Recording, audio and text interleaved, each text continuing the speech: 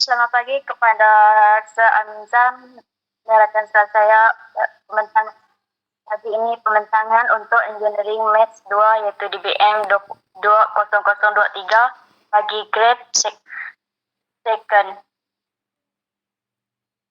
First of all, pembentangan kami ini dari tim presentation Fiona Vanley, Demantiwa Uding dan saya Elvira Sipang. Untuk tajuk pembentangan kami yaitu Application of Differentiation, yaitu maximum, minimum, and point. Slide seterusnya saya serahkan kepada kawan saya itu Demantiwa Uding. Terima kasih kepada Elvira. Seterusnya saya Demantiwa akan membentangkan mengenai fungsi y sama dengan f dan kurungan x. Titik pegun adalah titik pada grafik fungsi, di mana kecerunan fungsi adalah sifar. Jika kecerunan fungsi berada pada titik pegun, maka disebut titik putar, yang dapat menjadi minimum atau maksimum kepada poin. Seterusnya, saya serahkan slide kepada Fiona Vanley.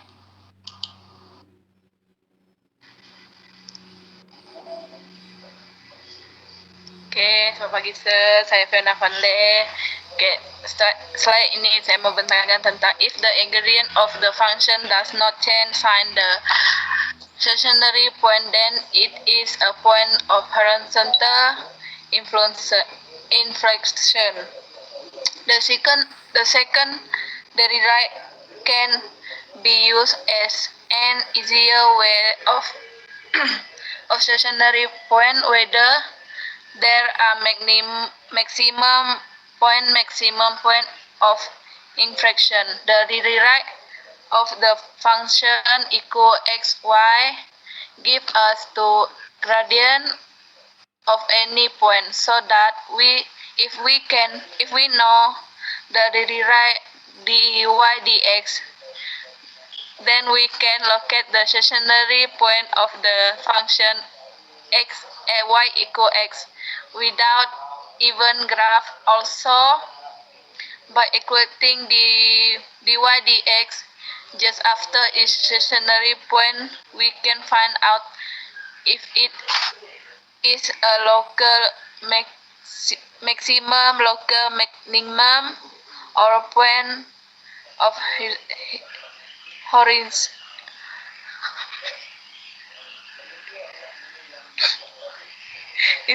point inflection. Slide seterusnya.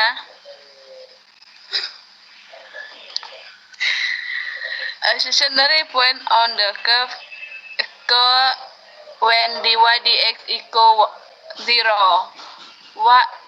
When you have established where there is a stationary point, the type of stationary point, maximum, minimum, or inflection can be determined using the second derivative. Slide seterusnya saya serahkan kepada kawan saya, Elvira. Saya Elvira. Saya ingin membincangkan tentang tips Guideline for solving this problem. Step 1 yaitu differentiate the function given y equal to f(x).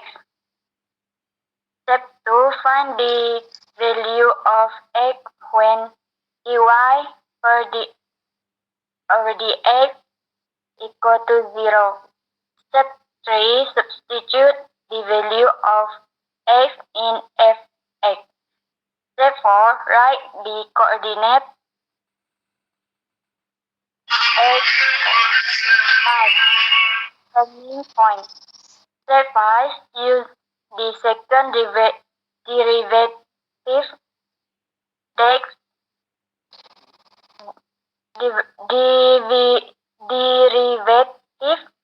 d to y per dx to find the maximum, minimum, or inflection point.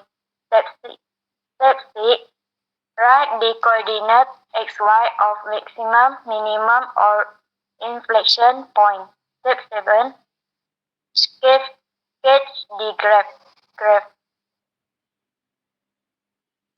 Selanjutnya saya serahkan pembentangan kepada Dementiva.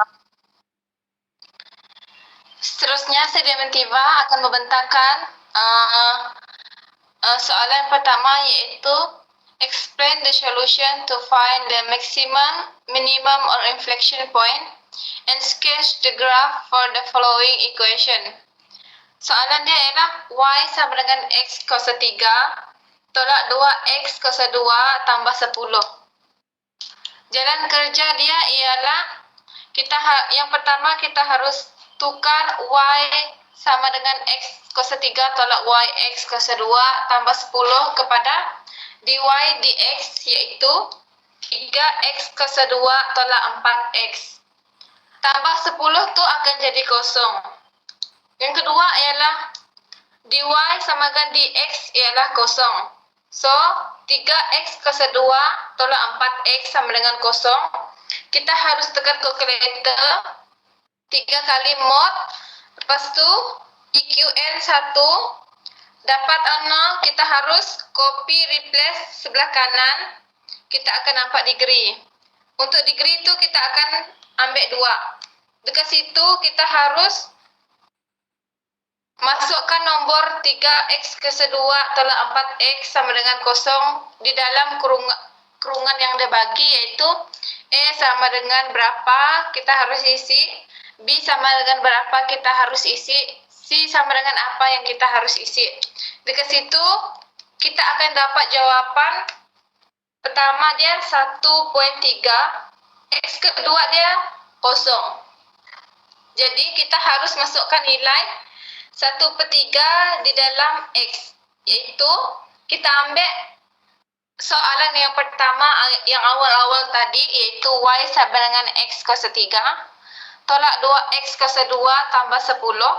Kita akan gantikan 1/3 yang pertama x tadi itu ke dalam x yang pertama.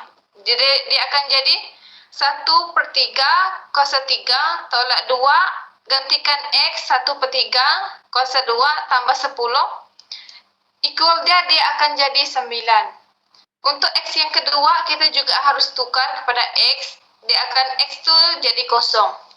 Jadi x jadi kosong kuasa 3 tolak 2 kuasa 2 dalam kurungan kosong kuasa 2 tambah 10. Jawapan dia adalah 10. Untuk the turning point dia adalah 1/3 yang pertama dan y adalah 9. Yang kedua adalah kosong, y adalah 10. Step ketiga adalah kita harus cari dia menggunakan formula yang telah dia bagi, iaitu d kuasa 2 sama dengan y per dx kuasa 2. Second derivative dia itu d kuasa 2y per dx kuasa 2 sama dengan 6x tolak 4. Macam mana kita dapat 6x tolak 4 ni? Kita harus 3 darab 2, dia akan jadi 6x. 2 tolak 1, dia akan jadi kosong. So, kita harus ambil negatif 4 per x tu kita tidak ambil x, dia akan jadi negatif 4 saja. Disebabkan itu, 6x tolak 4 second derivative kita yang akan kita gunakan untuk mencari point. Seterusnya ialah kita harus menggunakan formula yang dibagi dy d kuasa 2y per dx kuasa 2 tadi. Kita masukkan 1/3 dalam x yang kita cari second derivative pula. So, second derivative yang pertama 6 dalam kurungan 1/3 tolak 4, kita akan dapat 4. Jadi, 4 lebih besar daripada kosong. Hence, point dia adalah minimum sebab 4 lebih besar daripada kosong. Untuk yang kedua, kita akan masukkan x tu jadi kosong. Jadi, 6 dalam kurungan kosong tolak 4. Jawapan dia adalah negatif 4. Negatif 4 adalah lebih kecil daripada kosong. Jadi hence point dia ialah maksimum sebab negatif 4 adalah lebih kecil daripada kosong. Jadi graf yang kita akan dapat menggunakan poin tadi adalah seperti yang dalam gambar rajah ini. Kita akan gunakan 1.3 tadi, lepas tu gunakan 10, gunakan 9, digunakan kosong. Graf dia akan jadi seperti ini yang di dalam gambar rajah. Slide seterusnya saya akan menjelaskan question 2, yaitu explain the solution for the rate of change problem solving. The area of a sphere increase in the rate of 6 cm cos 2 per second of the sphere if the radius is 5 cm. Untuk jawapan dia, saya akan jelaskan juga.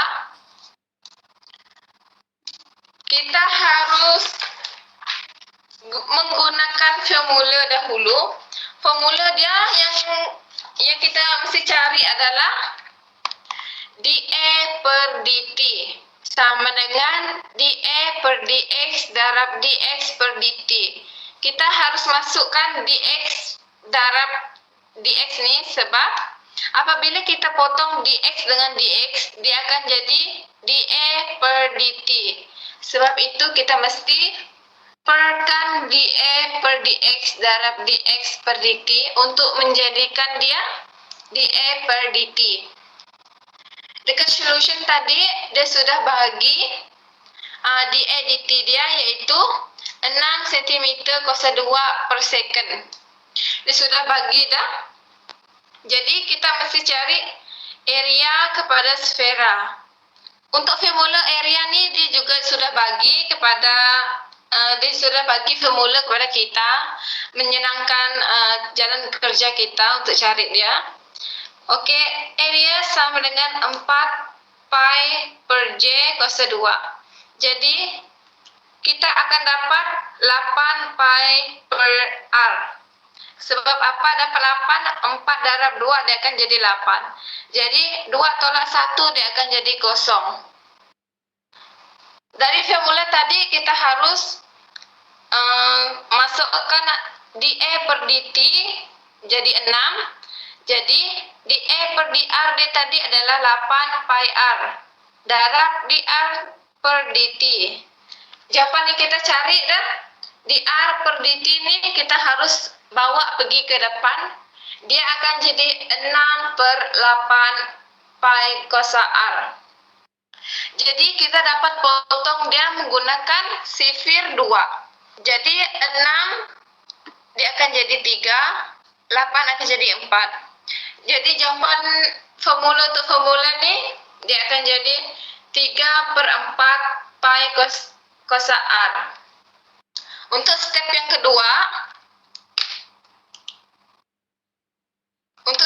kedua, adalah